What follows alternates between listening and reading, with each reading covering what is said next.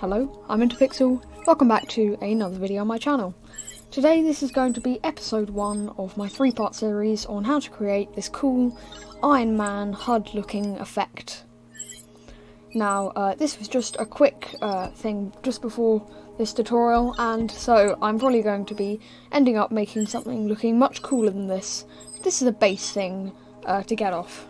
So the reason why I've split it into 3 parts, I actually originally tried to create this tutorial just as an extremely in-depth one, but I calculated it's probably going to take me about 3 hours, and I thought, why not just split it up, because, well, it's more organised. And so for the first episode, which is this episode, we're going to be learning how to create the HUD effect using an image texture and slowly deforming it so it's 3D looking. In the second part, we're going to be object tracking my face, or your face. I'll tell you how to do that and how to add the mesh onto it. And finally, we're going to be doing the compositing, so things like the dispersion over the sides, the layering all of the different layers on top of each other, the sheen on my face, the lens flare, and all of that sort of stuff will be covered in the last part of the tutorial. Now, without further ado, I think we should get straight into the tutorial. So, what's the OBS shortcut? It's that! Lovely. Right then, let's go straight to Blender. I'm going to do a quick overview. So, this is it. I'm going to go to this view. So, basically what we have here is our view. So, it's an image texture. As you can see here, this is just the basic image texture. It's divided into all of these different parts, like this, and it's parented to one empty. Which one's that? One empty, which basically if you move that all around, it moves with it, which is really handy, so you don't have to manually do all of them, which would be really stupid and probably wouldn't work. So, yeah, we're going to be doing that in our tutorial. Just to go over some other things, this is the shading, also going to be going over. It's not particularly hard, but it gets this cool effect. Second one is object tracking, so if we go into the motion tracking workspace here, and I go to tracking, there we go. So you see here, I basically just have all of these different points here that I tracked. You have to have at least 8. And they all track onto my face very nicely. I'll be showing you how to create good tracks and some tips and stuff. And once you have a good solve error, you can object track that, slap that onto your empty and your camera. And finally, in the last tutorial, we're going to be looking at this mess of a compositing. I mean, it's a bit of a bodge. I will be showing you how to do it a bit better in the tutorial because you see it's all very messy. And so this is the basic workflow. So you see we have our lens distortion, basically layering everything together here. Probably should have done some sort of housekeeping with all of the different nodes, but whatever. Then we've got the blur of the mask with the shining on my face with the crunch down of the colour ramp. And if you're feeling a bit overwhelmed, well, you're in the right place because I'm going to be showing you how to do all this magic. Right then, so I think we should start a new scene, general. We're going to save this, and I will go right from the beginning, right from the very basic scene. So here we are. Hopefully you know a bit about Blender, how to move around, how to add objects. If you don't, then I'll be linking some stuff in the eye up here of good courses to get into. Now, once you've finished watching those 10 hours worth of content, hopefully you've paused the video for 10 hours and now come back and now you know a bit about Blender. So this is sort of intermediate. It's quite hard on how I'm going to explain it because I'm not sure if I'm explaining it too slowly or if I'm explaining things over and over again. So if that does happen, please comment down below because I'm not sure what sort of demographic I'm trying to teach and share my skills on. And so yeah, that would be just useful to know. And as always, well not actually as always, but I'll have my screencast keys down in the right here so you can understand what I'm doing properly. And without further ado, let's start. So we're going to delete the default cube and your light and your camera if it's same scene. We're going to be Shift A and we're going to add a circle like this. S to scale, 5 to scale it to 5, like that. That looks all good. We're going to tab into edit mode straight away, and we're going to do F to fill all of these circles here. And in order to get a bit of geometry on here, so we can separate the mesh later on, we can do a little trick that I know. We're sort of subdividing a circle, but if you know about topology, that makes absolutely no sense, and I apologise for speaking no sense. So if you want to do this, you need to inset it like this, and then we want to inset it on a number of iterations. So I 0.1, like that. That looks good. Also, sorry if you're wearing headphones and you can hear my computer, because it's quite a potato computer. If we press Shift R, it's going to do the same thing that we did. So it's going to be insetting evenly, because I've told it to inset by 0.1, and if we just carry on Shift R-ing, it sounds really weird, until we're good. And so now we have a subdivided circle, which makes absolutely no sense, but no one cares. Now, also, I actually haven't watched any Iron Man movies, which is pretty stupid of me, but I have a feeling that his interface is slightly spherical. And so, in order to do this, to raise this to be sort of curvy, we could add a curve modifier, but I would like to do it this way. So you see here, if we wanted to raise the middle circle and make it sort of curvy, if we do that, it's only affecting that face. But if we use something called proportional editing, which is very useful, we can turn that on with O, or we can click up here, G, Z, and then we can bring it upwards. But you see, it's basically doing the same thing as last time, but for some reason it's only affecting the faces and then the face around it. But if we scroll down with our middle mouse wheel, you see here we got a slightly curved looking thing, which is very nice. I think that's basically what we wanting to do. Right click, shade smooth, so it's nice and smooth. So that's the basic modelling for the Mo. Now it's time to slap on our shaders. So let's go to the shading menu. Let's add a new material, and if you type in stuff to YouTube, if you just type in Iron Man HUDs, stuff like that, you'll find a good image. And personally, if you're not getting up that close, why am I using Bing? So there are lots of different images here. Try and find the highest resolution one possible, but it doesn't really matter if you're doing something like, if I can go back to the videos, something like this, because you see it's not really zoomed in, and I actually have quite a low resolution image. You can also, I suppose, upscale with AI upscaling, so you get a sharper image. I'm not sure if that would work, but okay, let's go back to our Blender. So what we do is we drag and drop our image. Where's our image? In downloads, I believe. Nope.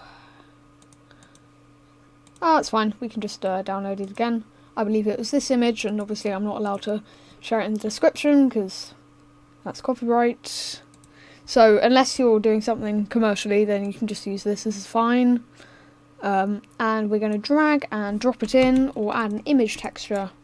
We're going to collect the colour to the base colour, but you see it's all black, and that's because we want to change our UV coordinates. So in order to do this, you should probably be using Node Wrangler, because if you don't have Node Wrangler, then you're not a proper Blender user. So just type in Node Wrangler in the add-ons section, tick that, and when you do this you can click Ctrl T and make sure it is connected to UV coordinates in the texture coordinates. So now you see it is still black, and that's because our UVs are in the wrong place. And so if we select everything, let's just swipe this thing here. Let's change this to the UV editor. Just click U. Oh, actually, so let's go to top view now, and I'm going to show you a cool Abbitt trick. That is to U project from view. So U project from view, and now you see we've got a nice unwrap. Let's scale up. Let's go into this menu like this. G shift. Don't worry if it goes out of here, because we'll sort that out in a sec. That's looking nice. Maybe a bit further inwards. Really get the most detail. There we go. And you see it is actually quite pixelated. So I don't really like how it is anti-aliasing, as it's called. Basically it's changing the interpolation of the pixels, so it is linear. But if we change this to closest, you see it's all nice and pixelated. If you do like that effect, I just think that's a bit better with emissions. And after that, we want it so we don't get these weird things on the side. And you would be saying to me, why do we have these weird things on the sides? I didn't know that you could do that, and funnily enough, you probably wouldn't have known unless you do know, because it is a default thing in Blender. See down here on our image settings, just need to set repeat to extend. And what it's saying is saying to the computer, once it's reached these boundaries here, so it's reached this edge, it just extends the colour or the pixel that it was on. And there we go, it's done very nicely, especially because it's black, and so it's not doing anything weird. Okay, so now we have this. We want to make the emissive to emissive. What? We need to make the emissive. We need to make the emission shader. Now for this, we won't need the principal BSDF, so say bye-bye to the principal BSDF. And connect our image texture. I'm not even sure why I didn't delete that at the start. Actually, let's call this HUD shader to be nice. And in order to do this next step, it looks much nicer with bloom enabled. And if you don't know what that is, it's basically making it all sort of light up very nice. And you'll understand. If you don't understand, you'll see in a sec. Now, in order to get rid of this horrible black thing at the in here, I'm going to do quite a bodgy method.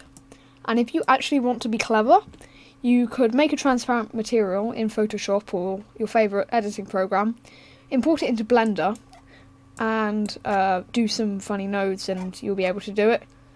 But I'm just going to do quite a bodgy technique here. So we're going to add a mix shader, Shift A to add a mix shader, like that. And now we're going to Shift A to add a transparent BSDF. So we're saying in these black bits, we want it to be transparent.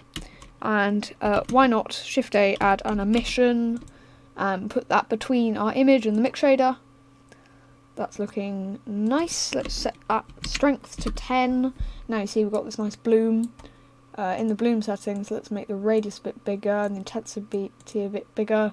Change the colour to be sort of bluish. That looks nice. I want to just change my image so we don't have this red stuff as much. I want it pretty blue, and in order to do that, Shift A to add an RGB, and then no, not mix RGB, nope, an RGB curves. And what this does, it enables us to change all of the different channels individually, and we can mess around with our image. And so we can change the contrast and stuff, but that's fine. All we want to do, turn the red, so when you click on this point, it's basically going to make a little point, and you can drag it around.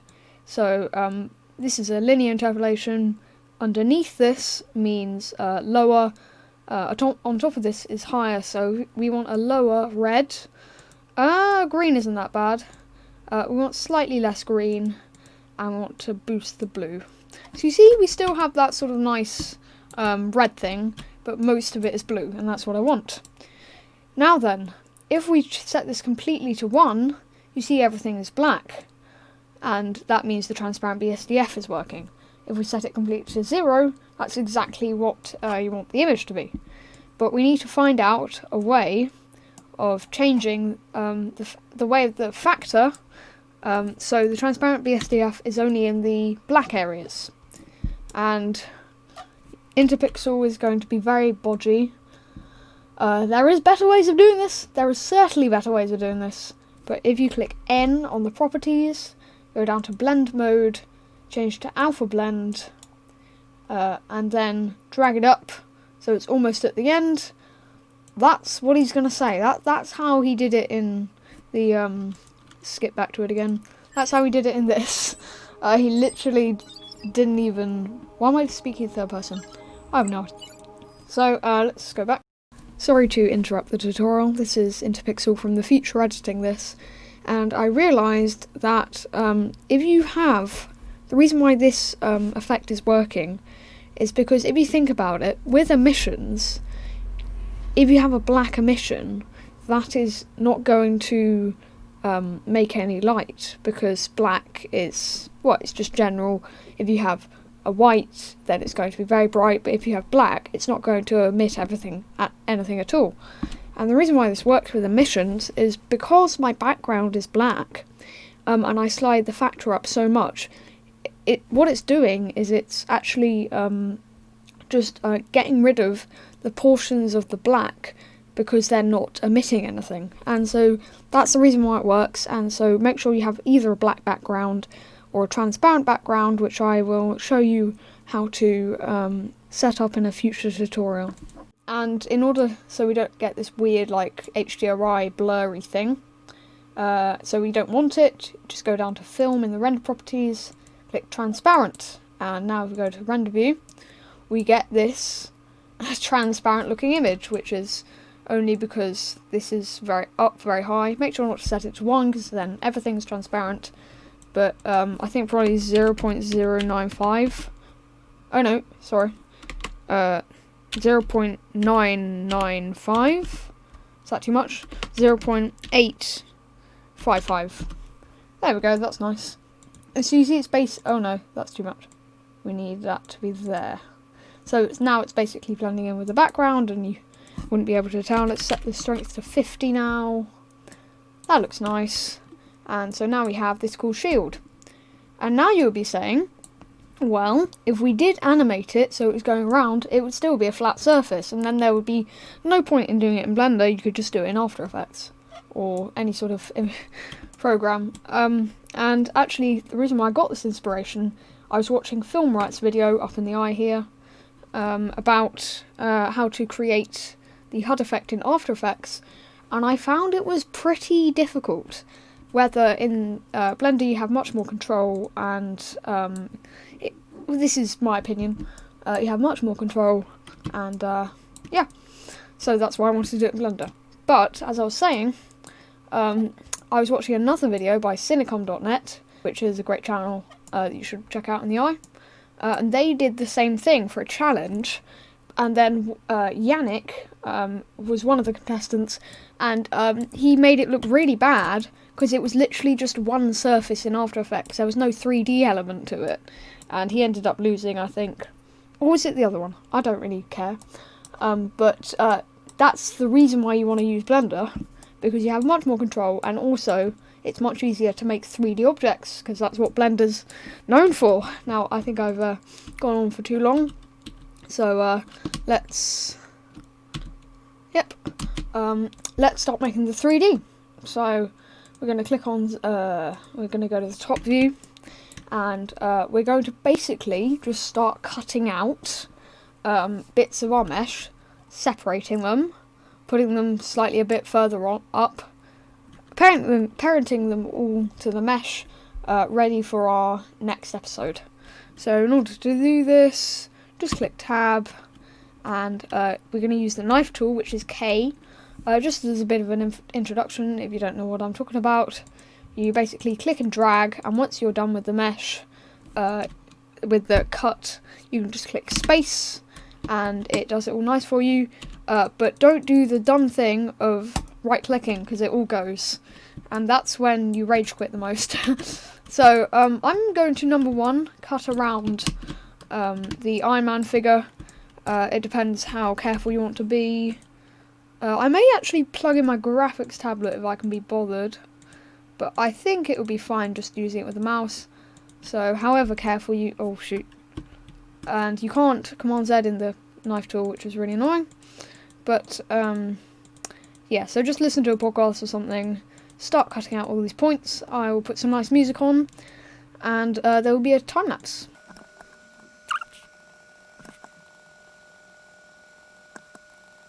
It's actually pretty quick if you're good with the mouse or the trackpad. Actually, no, you shouldn't be using a trackpad, otherwise you're a loser. And you shouldn't be using Blender. Just kidding. but it is essential. Seriously, don't use a trackpad. Isn't it heaven when you get to the sharp bits where you can just click like one line for ages? Okay, I'm done with this mesh, and now we're just going to click space to get out of it. Let's go to the solid view, and now you see we have this rather strange outline, so I'm going to connect these 2 points. And now, in order to separate the mesh, don't know what happened there either. If you miss out something, then you just shift click on this and just click F to fill them. Right then, so now oh my god, what is happening? Okay, just do something bodgy. Just do something bodgy, that has to be new merch. I'm serious. Okay, that was very bad, I'm not sure what happened there. Oh dear. Let's Control X. Is that better? And then you shift click on this F to fill. Nope, still one mesh. Okay. Sure, let's just knife it. Knife it is what you've got to do. There we go, finally!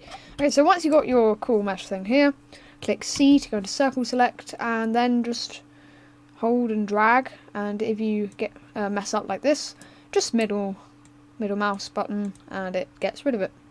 So we're just going to go through here. There we go. And one there, and then one there, and annoyingly you can't zoom in circle select because it actually changes the brush size, if you know what I mean. But that's just the downside. Okay, finally, so we've got our knife tool, we've cut into the mesh, now we've selected all of our stuff that we want to separate, and easily just click P, separate by selection. I don't know what happened to my voice there. Separate. Right then, so now we have this, we can command space to get out of the window, go back to layout, go back to render view, and now just click GZ, bring it upwards a bit, and there we go, now we've got a 3D mesh. There are probably better ways of doing this, but this is how I do it. So then, let's start cutting out different bits of our mesh, and we should almost be time up for our first tutorial. You really don't want to get wrong these bits here, because although they look very simple, if you get it wrong, the viewer is going to be able to spot the most, especially with these massive bits here. The reason why I like doing it in solid view, so you can just see it a bit easier. Also, another thing about circle select is that you can like, if you want to carry on, so you want to select certain things, you don't actually have to shift click, you can just get out of circle select and then do some more there, which is kind of cool. Right then, so just to recap, P, separate by selection, get out of here, GZ, bring it upwards, look in render mode to see how sick it looks. Sick. No one has ever used that word. I've actually forgotten what that word is, apart from its real meaning. What am I saying? Make sure to click on this, click on the circle and click / on a numpad to get into isolation mode, which is going to get rid of all of this stuff so you don't have it in the way when you're working. Make sure that each sort of little bit that you separated actually has a bit of context, so obviously you would be wanting the Iron Man on top of the things that look like they're a bit further away. I mean, it's just common sense, really.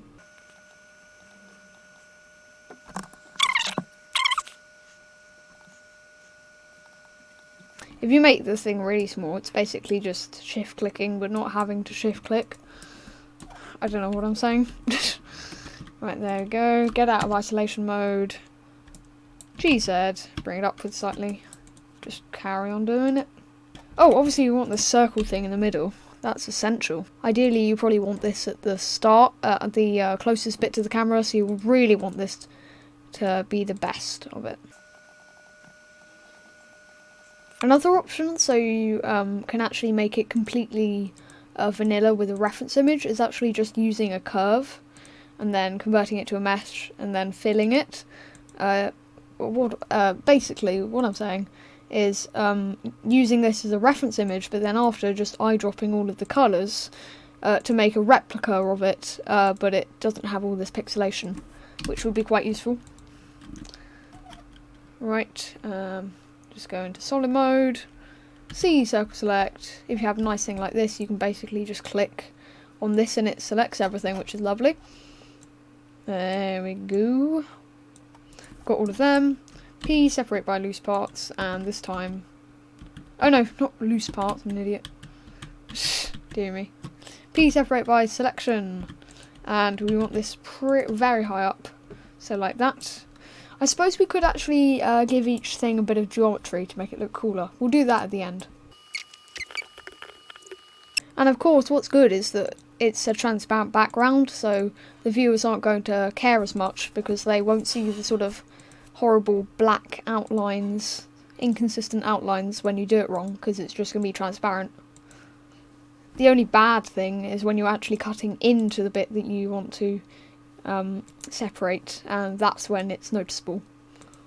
So doing that sort of using your scissors to cut out your thing before you cut it, refine it, is probably quite a good idea.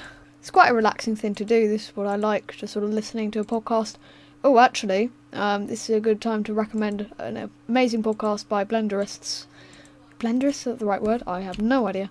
But basically they just talk. They have loads of stuff that you can check out. They're called Blender Nest. They have lots of the pretty big channels like Blender Binge, CG Matter, not Andrew Price, not Blender Guru. Sometimes Grant Abbitt. Then we have Pixo 3D, Curtis Holt. All of those people, they talk about not just stuff like Blender, but also other stuff, which is very good. And the reason why I'm saying this is to pass the time, because we're almost done, and that is exciting. Okay, right, whoops. GZ upwards, get out of /. Right, I think for compositional reasons, probably just one little thing down here, maybe like this thing. That looks kind of cool. I think I'm actually doing more parts to this than the bodge that I did before this, and so that's cool. Can you get... Yeah, you can move around with the knife tool. Can you shift and then move? No, you can't. That's a shame. Shoot, I messed up. Gonna have to do it all again. If there are actually better ways of doing this, so you can save your progress, if you know what I mean, please comment down below, because this has been annoying me for ages. What's nice about this is it's quite sharp edges, so it's not like you're cutting out an extremely high-res human. Not like you would be doing anyway. There we go, just joining it up like that, it's fine. C, circle select, make sure you're in isolation mode, and C, just bring it, select all of them. I would just say circle select is probably just a better way of doing shift and then click. You can be a bit careless, and then you can just afterwards just middle mouse, which is quite useful. There we go, P, separate by selection. There we go, put that up here, and I'm very excited because this is our final thing when we get out of isolation mode. This is what we have, which is looking very nice. This is possibly slightly too high. Now the next thing that I reminded myself about was just giving them slightly bit of thickness so they look slightly cooler. So in order to do this, we're just going to select everything, Control J to join all of them, and you'll be thinking like, what? All our hard work. It's late, okay. And all our hard work gone, and don't worry, because we're going to be separating them all at the end. We're going to add a modifier. It's going to be, a solidify modifier. There we go. Now you're getting this. Ooh, this is strange because you're getting like a double effect. That's actually kind of. I'm digging that. 0.005. Just a slight bit. Yeah, that's very nice. I like that. What about clamp? Yeah, that's good. Let's just apply the modifier. So now we have some more geometry. Now if we just click P, separate by loose parts this time, so the computer's going to find out where all of our different parts, so like our unlinked meshes are, and then they just separate them. And now we've got our cool solidify, we've cut all of them out, we've got a 3D mesh, and everything's going really well. We're going to select everything, RI, RX, 90, like that, that looks good.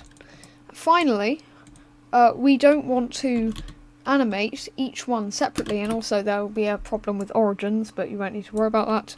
Oh, this is upside down. I only just noticed. Oh dear. There we go. Perfect. So we want to obviously get rid of this so we can control all of them with one mesh, or with one object, with one gizmo. Don't really know how many times I can say that. So in order to do that, we're going to Shift A, we're going to go to Empty. Let's just add a plain axis here, like this. Let's just bring it back slightly so we can see it a bit better. Now what we're going to do is we're going to click Control I to select everything else apart from the empty. And then we're going to shift click the empty, and you can see the empty is yellow, everything else is orange, and the yellow gives it a special role. It means it's the active one. And the reason why we want the empty as the active one, because we want the empty to move everything around. And now to parent it, we just click Control P and Object Keep Transform, so they don't all go to the same origin. And boom! Now up here you see in our outliner it just says empty, and then if we click this drop down you see we have all of our circles that we can animate individually. And finally, there we go! Now we can turn it all around with one empty, not having to do it all individually. So hopefully you enjoyed the first part of this series. I'll be back next time. I'll be back next time with doing the object tracking and incorporating it into our cool 3D model that we made today. So hopefully you have a good day, and please like if you like these tutorials, because it helps me to find out if you like them or not, to be perfectly honest. And yeah, I'll see you in the next one. Goodbye!